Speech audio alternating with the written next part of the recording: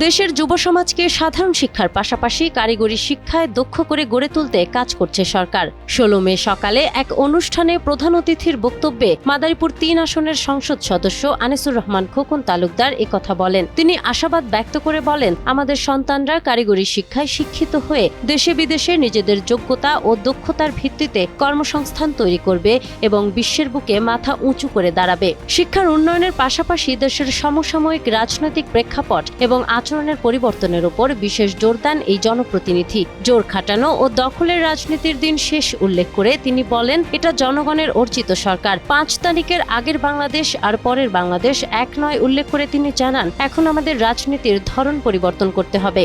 মাদারীপুরের কালকিনি উপজেলার Ramzanpur ideal technical একাডেমির ২৫ বছর পূর্তি উপলক্ষে আয়োজিত সাংস্কৃতিক অনুষ্ঠানে এই বক্তব্য দেন তিনি। কালকিনি উপজেলা নির্বাহী কর্মকর্তা সাইফুল আরেফিনের সভাপতিত্বে অনুষ্ঠানে বিশেষ অতিথি হিসেবে উপস্থিত ছিলেন উপজেলা বিএনপির সভাপতি ফজলুল হক ব্যাপারী, সাধারণ সম্পাদক মাহবুব হোসেন মুন্সি সহ স্থানীয় গণ্যমান্য ব্যক্তিবর্গ।